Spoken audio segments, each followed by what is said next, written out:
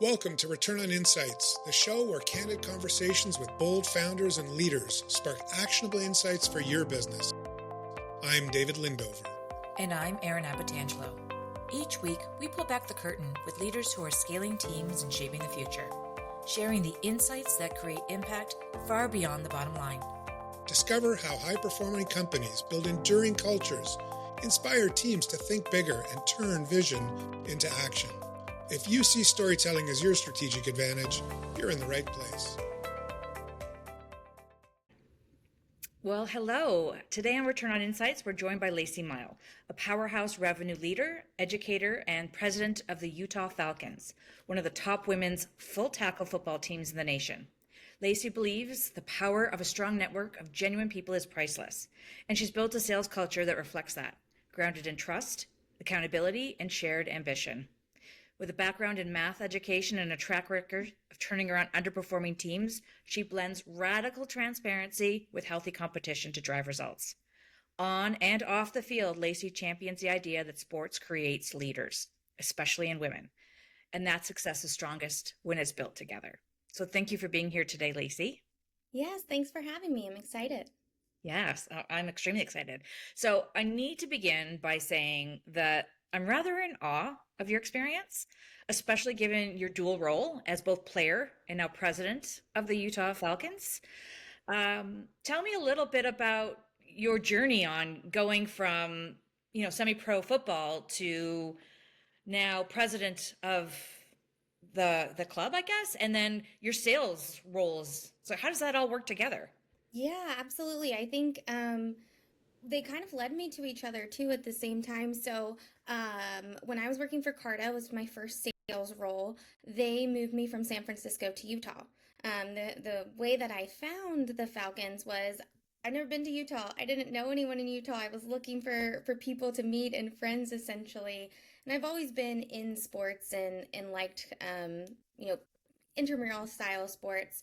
And I found the Falcons actually not knowing that it was tackle. And it's a great group, but it also was February in Utah, which, if anyone's familiar with that, it's quite cold, very snowy. And they said, hey, just show up. They had already had tryouts. I missed them, but they were still early in practices. And I showed up. I didn't have anything. So like I said, I didn't know it was tackle. And somebody gave me gloves, and someone else gave me shoulder pads to use, and someone else gave me something else. And I went to give them back at the end of that practice, and they said, just keep them. Come back on Thursday. And I literally remember going home to my husband and being like, I think I play for this team now. Like, I can't not go back. I have their stuff. So that's how I ended up at the Falcons. And then I feel like I naturally like to lead, even if it's not a leadership role. I like to be more involved than the surface level job title, if you will. So just started getting involved. We're run by a nonprofit board. So had other positions on the board, and then eventually ended up being in the president role for about 3 years now. As far as the work side, that opened up people for me to meet, recruit. I've definitely hired some people off of the team as well, but I do think sales and sports go really well together. Absolutely. It's all about that team of culture, collaboration, competition. So, there's such a strong connection there. But Absolutely. One of the things that I'm really intrigued about is the Utah Falcons have a very set, strong mission, right? It's all about lifting and inspiring, teaching and empowering women through football, and your 4 pillars of excellence: leadership, life skills, financial education, and self-worth. I love those. So how does that play into the way you build build and you cultivate your sales teams outside of football? Yeah, I think I have those same values, right? I think a lot of people that have those values and morals in one aspect of their lives probably carry them across all aspects of their lives. I really look for building great cultures across sales teams, and you can't have great cultures if people are there to play an individual sport, right? You need to have team players. So when I'm hiring, as well as actions that I take or processes that we set up, all kind of keep those things in the background to make sure we're building a place where people want to stay, they want to perform, and they make each other better at the same time. So how does that play in? Because sales can be very competitive, right? Yes, Um, absolutely. so when you're trying to foster this team environment, yet there's always an under ripple effect of competition. How do you marry those two to create a unified team and a culture of help and support? Yeah. Yeah, so I call it helpful but competitive. It's kind of the idea of iron sharpens iron, right? But at the same Ooh. time, that always doesn't include the helpful side. So for me, it's one about looking for that in interview processes from the very beginning, right? You can kind of weed some of that out if somebody's going to be a team player or not, but also being very upfront about expectations.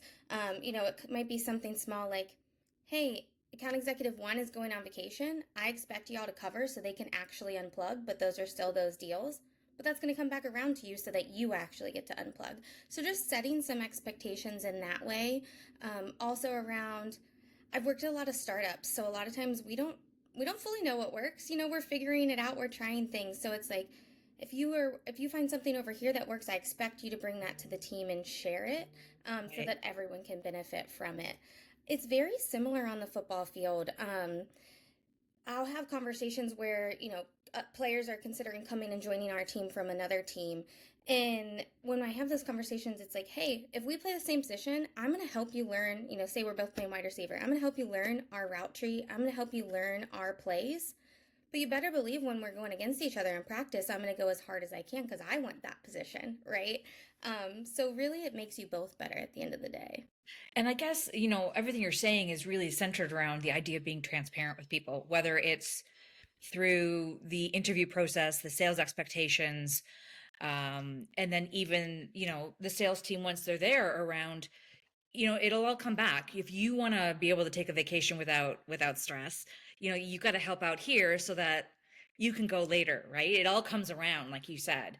So, Hmm. I guess the transparency side is just as important as the culture of going hard, but also supportive. Absolutely.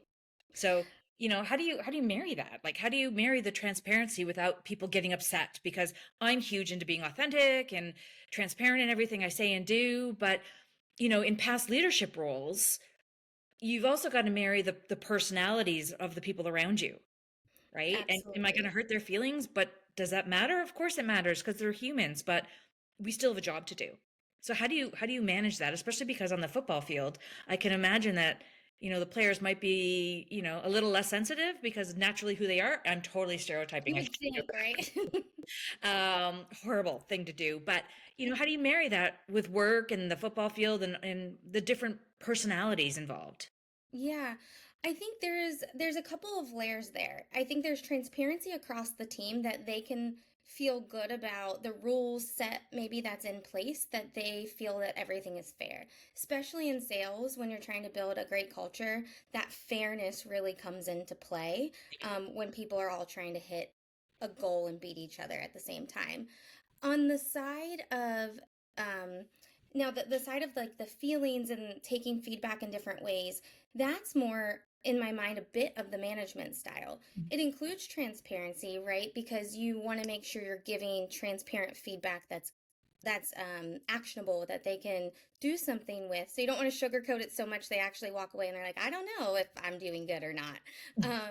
But you might want to deliver it differently, or you might want to use different terminology based on that individual.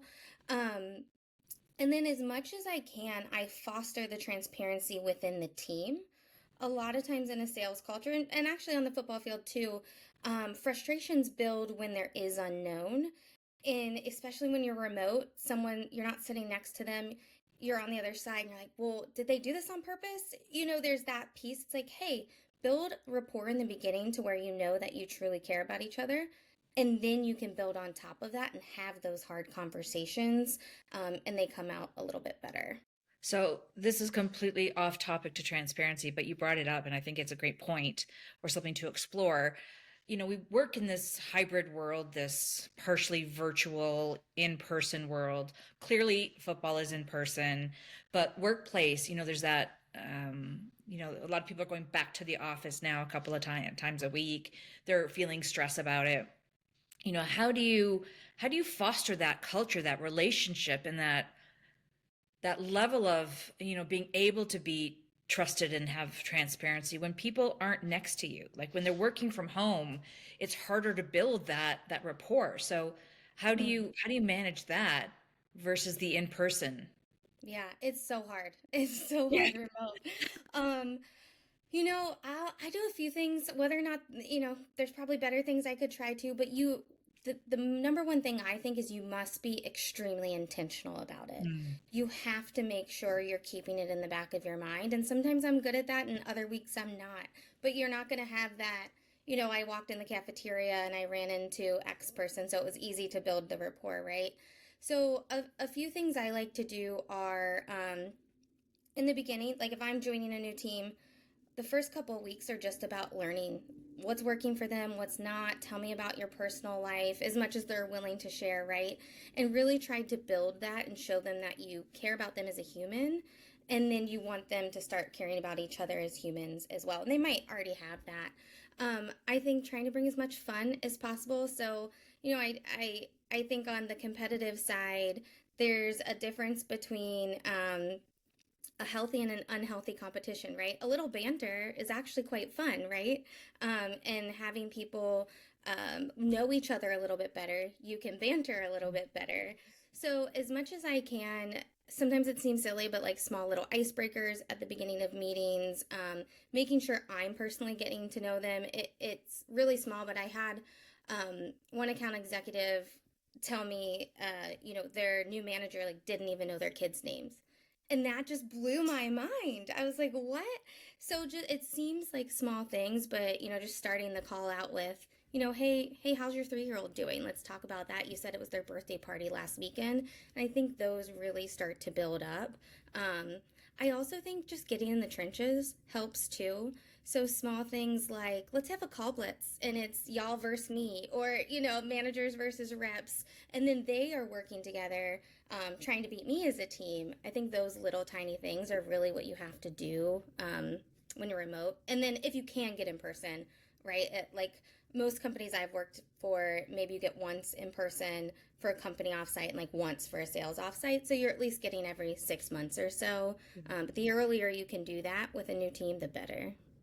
I love the idea of, getting people involved and asking the questions, personal questions, when you can. I used to start my weekly team meeting um, with, let's do a check-in, like a personal check-in. Or, the first time I saw someone during the day, I would ask for a personal check-in because you don't know what people are going through behind the scenes, right?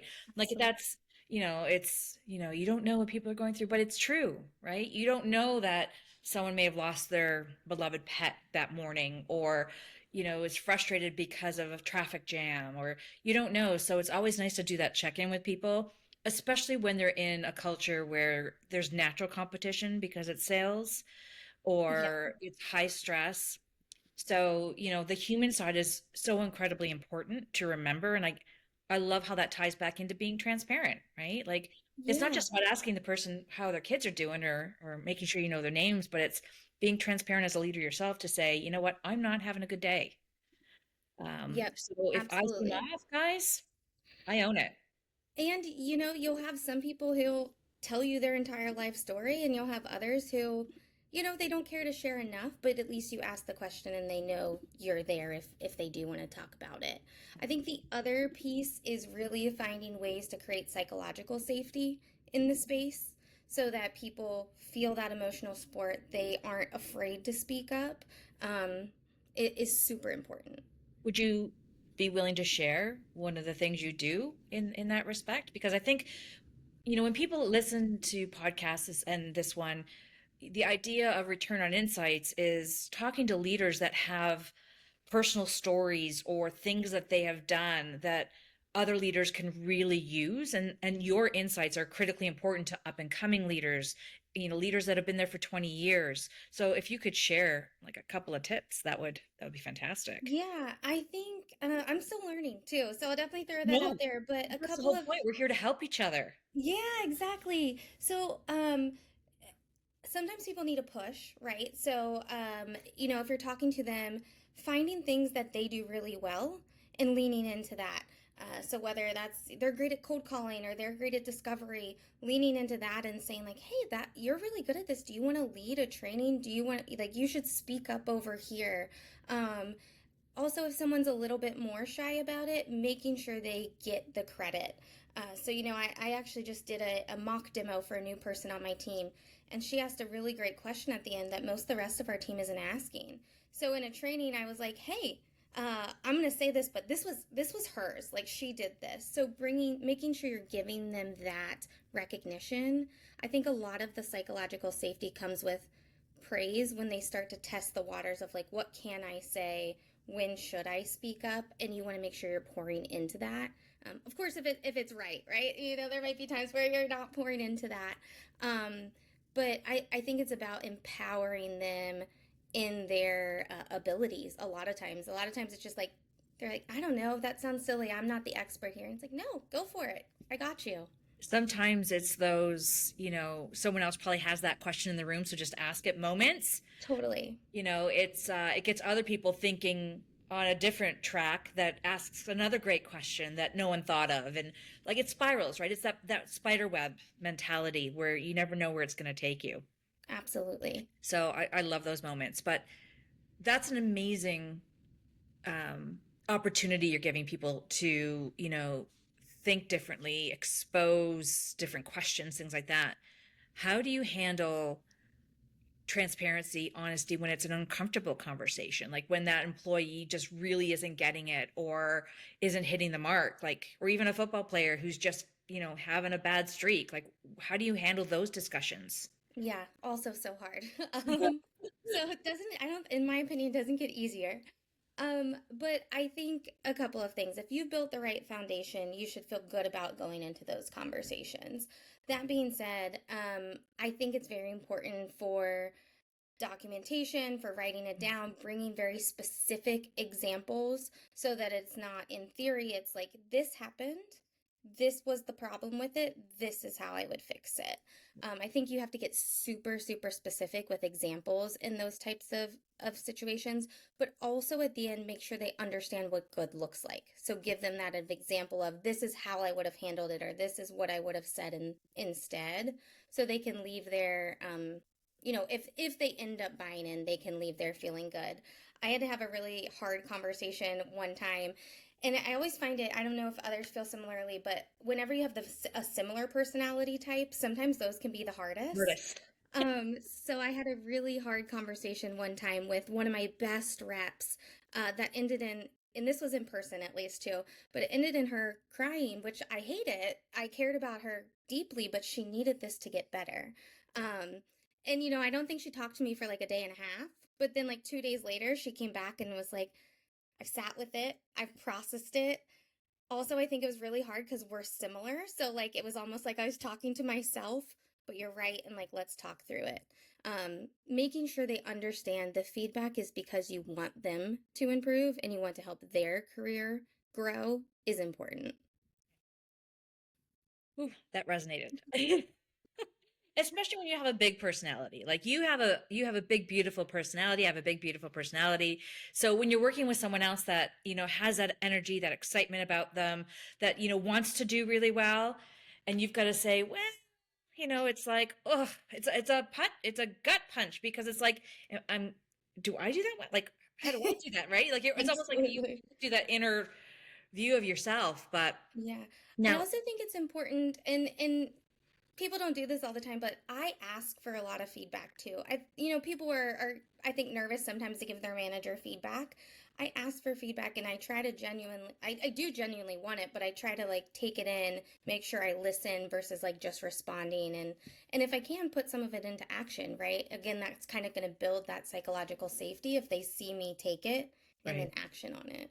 do people do it, or do they do it anonymous? Like, how do you do it? Like, I used to do 360s, right, in the office Yeah. where it was anonymous. I would just get the feedback, Yeah. so how do you approach that? Good question. I have been working at smaller companies where we're not doing like a culture amp 360 or anything, but I for now, and now you're making me think, I'm like, oh, I could probably do better with some sort of anonymous piece. But for now, I just ask often and then also just say quite a bit, like in the beginning when you're getting to know me, this is how I like to work. And there's some like very logistical things in there, and there's some of these like broader thoughts in there. And then usually at least once a month, if not, in every one-on-one, just kind of, is there any feedback for me? Is there anything like you'd like to see change? Sometimes if you don't make it about you, they're a little bit more willing. Like, what could I change? What would make your process better? Yeah. They'll open up a bit Yeah. more. But no, you probably get it like 20% of the time. I had a second degree manager. Like, he wasn't my boss, but he was like another manager. I had Hmm. to do a 15-week training in a call center for the job I was going into at a bank. And week 7, he came up to me and he's just like, "Yeah, we're moving you straight into the comms role." And I'm like, "Oh, wow, fantastic. I'm doing great." He's like, "No, you are so bad at this. You just aren't getting the feedback." And I was like, you are you kidding me? I'm like, "So I'm that bad that you're moving me?" And he's like, "Yeah." And I'm like, "Okay, cool." Which it's great he moved you, but there's also something about that, right? Like I feel like you should, and he said you're not getting the feedback, but it should never be a surprise to someone if there's a Yeah. movement that needs to happen. You should, people should have been talking about it for a month or a couple weeks, kind of depends on a bunch of factors, but any sort of underperformance that includes movement should never come as a surprise if you're Yeah. managing properly. Absolutely. And I wasn't good at it. I was hanging up on people accidentally. Like, I knew I was there for I love 15 it. weeks to learn the process so that I can communicate about it. So I probably just didn't take it seriously enough. I was 25. So Yes. I have my own set of issues on that. But um, okay, so going back to like these mirror image employees or high performers, right? Like, have you ever had to let someone go, and how hard was that? Or Gosh, how it's easy was so that? hard. It's never easy, right? And what's brought me some interesting perspective is I've been laid off at some point now. And that brings a different perspective, right? Because it impacts so much. I don't think it gets easier.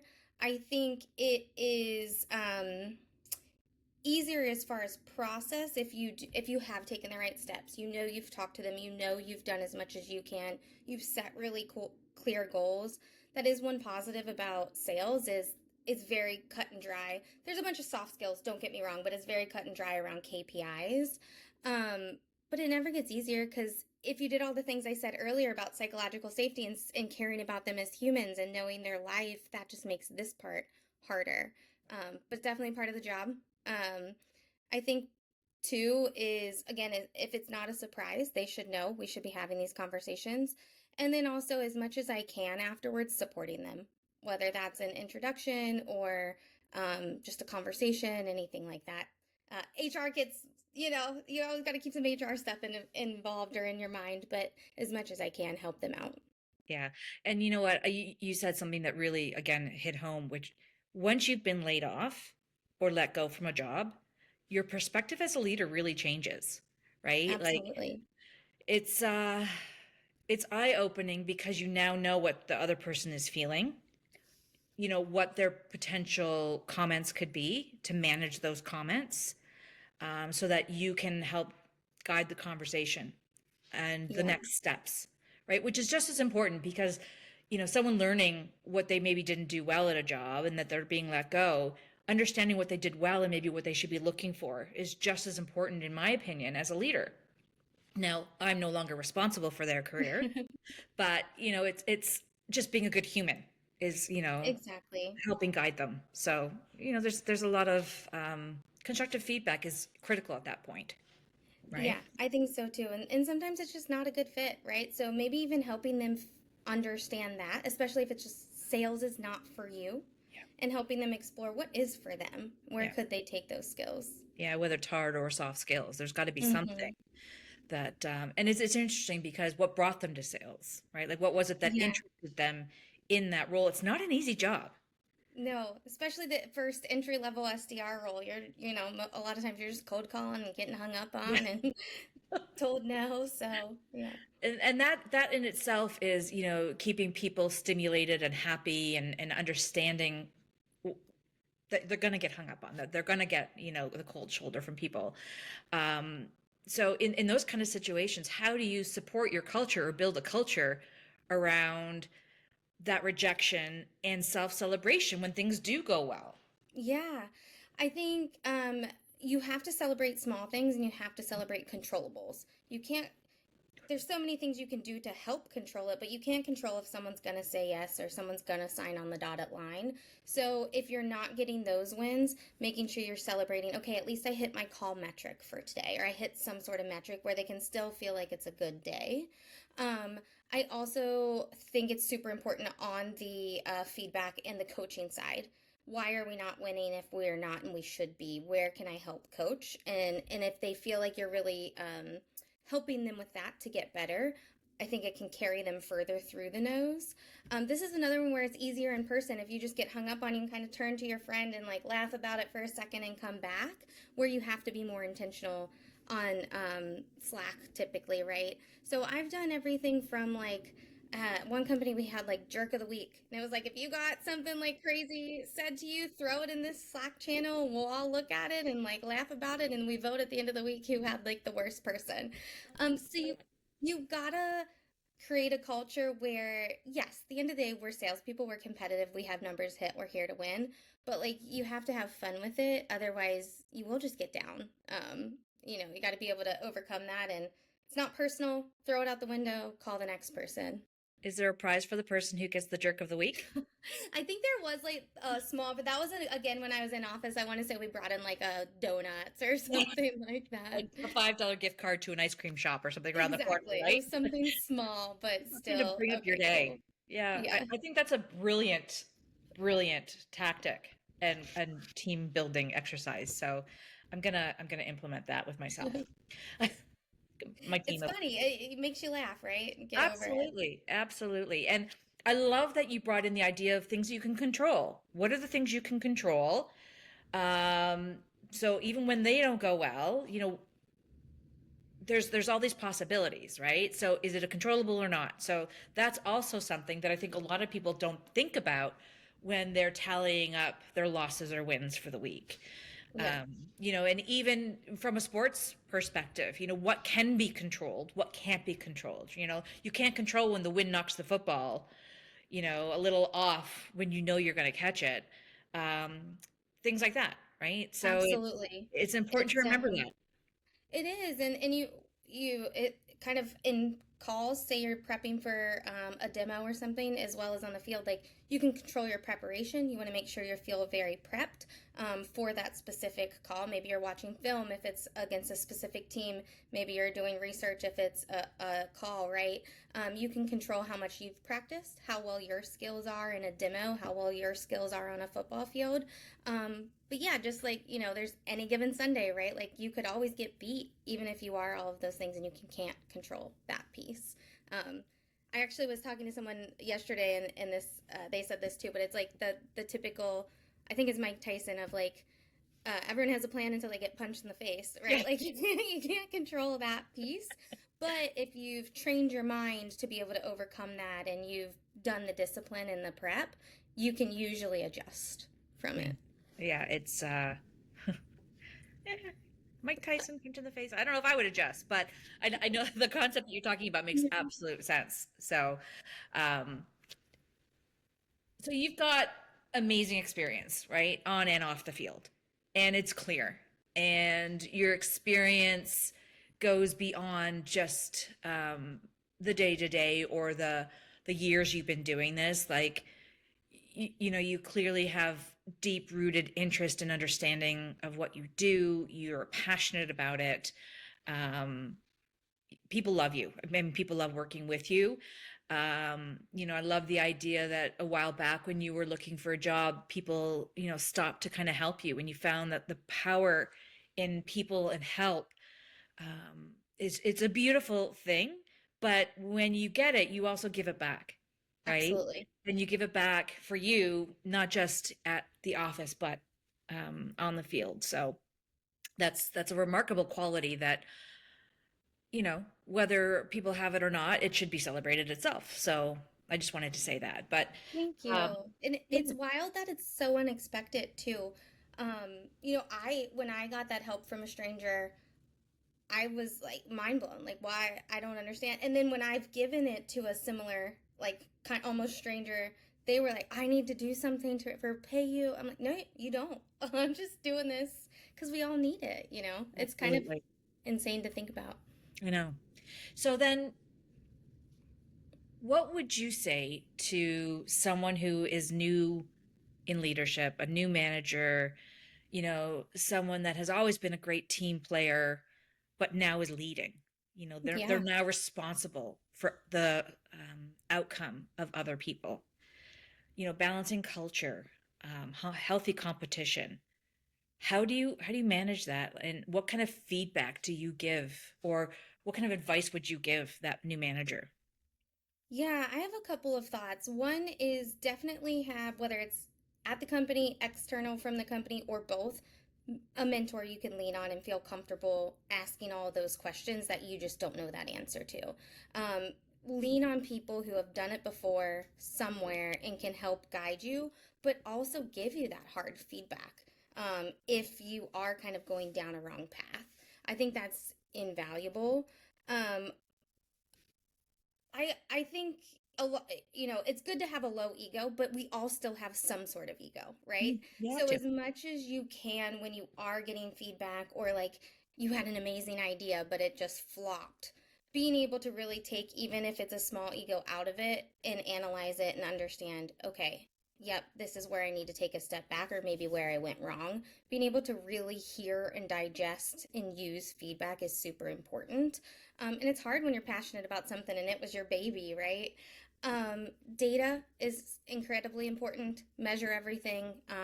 Make sure you're able to understand what good looks like with that data too, which can sometimes be hard. And then just asking questions. I feel like so many first time managers kind of want to hide that they're first time managers and you want to think like you know what you're doing.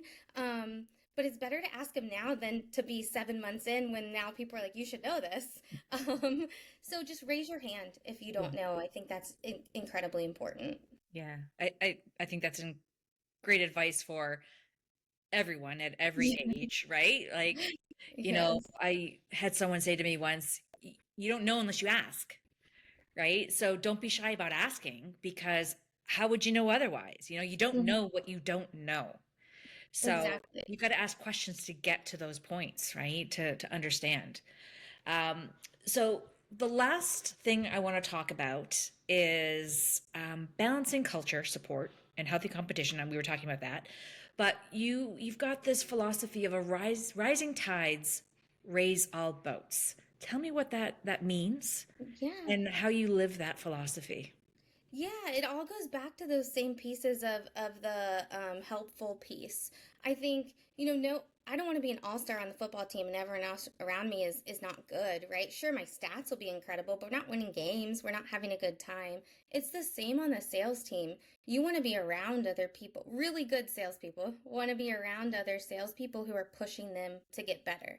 They're able to have that competition where it's like, oh, Aaron's usually the best at this. I'm going to double down. I'm going to win this week, on that thing.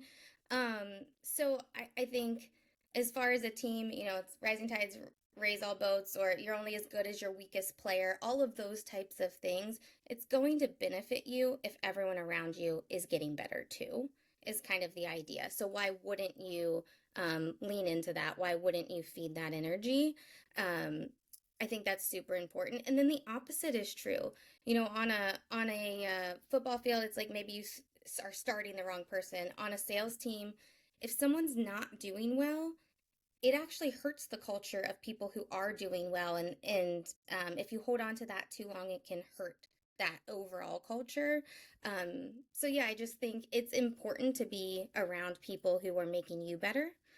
This isn't exactly related to the question you asked, but it's also something when I think about hiring, I'm never going to only focus on this, but I love to hire for people who fill gaps that our Mhm. current team has, right? So it's kind of that idea too. Maybe I'm incredible at the discovery side of a deal, but I am horrible in Salesforce, right? Like it'd be great to have someone else on the team who's great in Salesforce. They can teach me that or do pieces of that while I can teach them and pull them up on the discovery side. Right. So I know that I said that was the last question, but of course it's not.